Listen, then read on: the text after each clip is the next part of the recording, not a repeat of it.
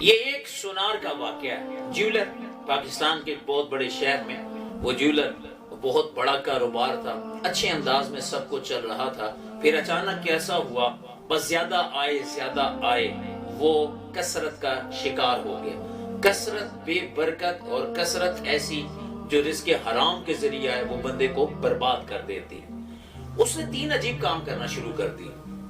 ایک کام یہ کہ سنارا تھا تو اس نے کیا کیا کہ حد سے زیادہ ملاوٹ سونے میں کرنا شروع کر دی۔ بڑے وہ وثوق سے کہتا کہ جو میرا کسٹمر ہے چھوٹا موٹا کسٹمر ہے نہیں، اور جو بڑا میرا کسٹمر ہے وہ کبھی اس چیز کو توجہ ہی نہیں دیتا، لہٰذا ملاوٹ کھوٹ اس نے زیادہ ملانا شروع کر دی سونے کے اندر۔ دوسرا، حلال حرام کی تمیز کیے بغیر رزق اپنا مشکوک کر لیا۔ تیسرا، لالچ جب زیادہ بڑھی تو اس نے کیا کیا، اپنا کوٹھی بنگلہ جو مکان تھا اس نے اسے گروی میں رکھا اور بینک سے سود لے کر اپنے کاروبار میں شامل کر دیا۔ نماز اس نے کبھی عید کی بھی نہیں پڑھی، بوڑھی ماں کہتی رہتی، لیکن ایسا ہے دنیا کے دولت، دنیا کے پیسے آنے کے لالچ نے، حرام کمائی نے اسے پاگل کر دیا۔ پھر وہ عالم دین جن کے پاس یہ گئے، اس کے گھر والے، وہ کہتے ہیں ہمارے پاس جب وہ آئے، کہتے ہیں ہر جگہ ان کا علاج کی عجیب سی ان کی بیماری ہے، اور ان کی بیماری یہ ہے کہ جس گھر میں یہ رہتے ہیں، کہتے ہیں یہ دیواریں مجھے کاٹ کھائیں گی، ان دیواروں میں مجھے کتوں کی تصویریں نظر آتی ہیں، اور نہ وہ سو سکتے اکیلا، کہ جیسے ہی وہ آنکھیں بند کرنے لگتا وہ بندہ تو گھر والوں کو وہ کہتا وہ آئے گا، کون آئے گا، وہ کتے آ رہے، وہ مجھے کھا جائیں گے، ان کی آوازیں تمہیں نہیں آ رہی، کہانی ہمیں تو نہیں آتی۔ وہ بندہ خوف زدہ رہنے لگا، اس قدر خوف زدہ جو ہے وہ رہنے لگا کہ اس کی آنکھوں میں وحشت، اس کی کیفیات میں وحشت، نہ کھانا نہ پینا۔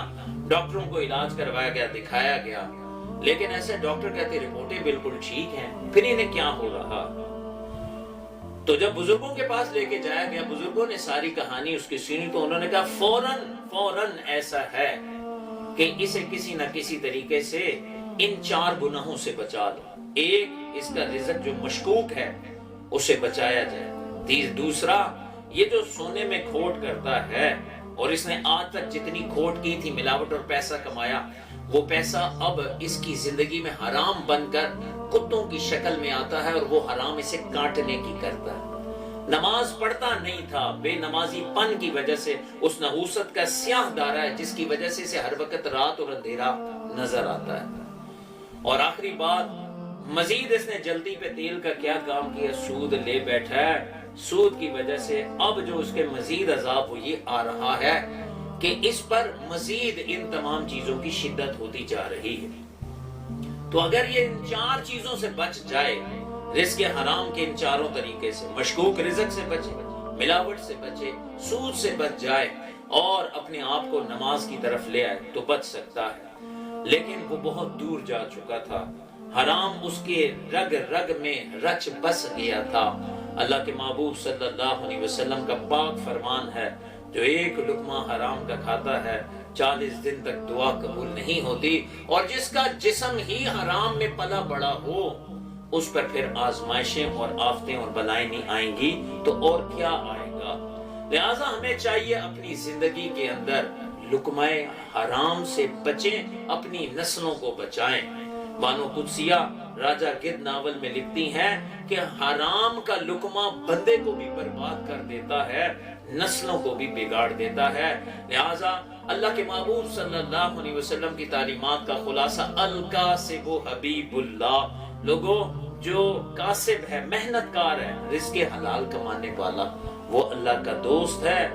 تھوڑی حلال کی اس بہت زیادہ حرام کی سے بہتر ہے، جس کے بعد اس دنیا میں بھی ہم آزمائشوں، بلاؤں اور بیماریوں اور لوگوں کے سامنے عبرت بنے، اور آخرت میں بھی عبرت بنے، اس سے رزق حلال کی سکی آدھی روٹی بہترین ہے۔ اللہ مجھے اور آپ کو، ہماری نسلوں کو رزق حلال کھانے کمانے کی توفیق عطا فرمائے۔